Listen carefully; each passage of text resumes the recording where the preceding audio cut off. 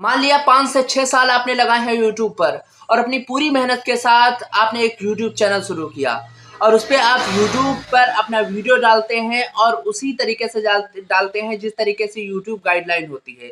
फिर भी आपको किसी न्यूज एजेंसी के जरिए, किसी चैनल के जरिए आपको स्ट्राइक या क्लेम भेजे जाते हैं और जब आप उसका जवाब ढूंढते हैं, जवाब पूछते हैं तो आपको सीधे तौर पे 50 से 60 लाख रुपए तक जमा करने के लिए कहे जाते हैं, तब वरना आपका चैनल बंद कर दिया जाएगा। सीधे तौर पर कहा जाता है कि आपको अभी 2 ही स्ट्राइक आई हैं, आगे स्ट्राइक की संख्या बढ़ती जाएगी, 8 और स्ट्राइक के बाद आपका चैनल बर्बाद हो जाएगा।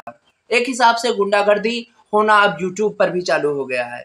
जी हाँ, रजत पवार एक कॉमेडी करके अपना चैनल चलाते हैं और मोहक मंगल जो एजुकेट करते हैं सभी को, उनमें बहुत सारे ऐसे जो पॉइंट होते हैं जो मेन स्ट्रीम मीडिया में तो दिखाई नहीं पड़ते हैं, लेकिन फिर भी हमारे बीच में वो चलाते हैं, जिसे हमें एजुकेट करते हैं, जानकारी देते हैं। और यूट्यूब की एक गाइडलाइन है जिसके अंतर्गत आप कोई भी वीडियो जब बनाते हैं तो लगभग 10 से लेकर 12 सेकंड की वीडियो आप एडिट करके उसको लगा सकते हैं एजुकेट करने के लिए। और ऐसा ही कुछ मोहक मंगल के पास साथ सबसे पहले हुआ।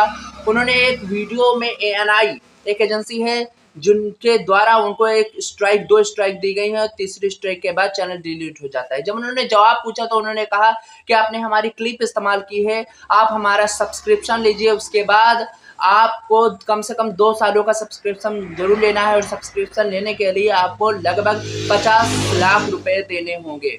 ये बहुत बड़ा अमाउंट होता है, सबके लिए अफोर्डेबल नहीं होता है और वरना आपको चैनल डिलीट कर दिया जाएगा। अब इस तरीके की गुंडागर्दी जैसा सीधे तौर पर कहना, ये सारी समझ से बाहर है। उसके बाद मोहक मंगल के बाद में तुरंत अगले ही दिन, यानी जिस दिन वीडियो पड़ रही है उसके दिन अभी उनका रजत पवार का भी इसी तरीके से। रजत पवार के वैसे तो मेन कई चैनल्स हैं, लेकिन उनमें उनका एक जो मेन चैनल है रजत पवार करके, उस पर भी उन्होंने अपना वीडियो भी डाला और उन्होंने भी जानकारी दी कि उनसे किस तरीके से पैसे मांगे गए 18 लाख, और वो भी 1 साल के सब्सक्रिप्शन के लिए, उसके साथ ही GST अलग से। अगर वो नहीं देते हैं तो उनको वीडियो डिलीट कर दिया जाएगा। उन्होंने बुरा क्या किया अगर उसमें हम देखते हैं तो उनके द्वारा कोई भी बुरा काम नहीं किया गया। यूट्यूब की फेयर पॉलिसी के तहत ही उन्होंने कुछ क्लिप्स इस्तेमाल की हैं। उनके मुताबिक, रजत पवार के मुताबिक अगर बात की जाए तो उन्होंने एक वीडियो डाली जिसमें मात्र ANI का माइक फेल का दिख रहा है, जिसके लिए उन्हें स्ट्राइक दिया गया उन दोनों वीडियो पर। रजत पवार में भी कुछ इस तरीके से हुआ। दोनों की कहानी लगभग सिमिलर है और अगर जानकारी दी जाए कि किस तरीके से अब आगे बात बनती हुई नज़र, तो उनके द्वारा सीधे तौर पर गलत व्यवहार करते हुए ये कहा गया है। अभी ध्रुव राठी और अन्य जो यूट्यूबर्स हैं मोहक मंगल के साथ उनके सपोर्ट में आए।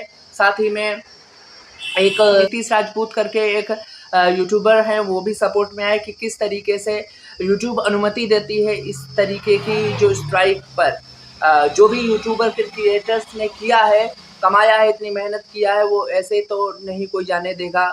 और अगर फेयर पॉलिसी के तहत ऐसा होता है तो इस तरीके से तो फिर बहुत आगे बुरा होने जा रहा है यूट्यूबर्स के साथ। आपका क्या विचार है हमें जरूर कमेंट बॉक्स में बताइए, और यदि आप भी कोई क्रिएटर्स हैं, कोई वीडियो बनाते हैं, तो आप इस पर क्या सोचते हैं। धन्यवाद।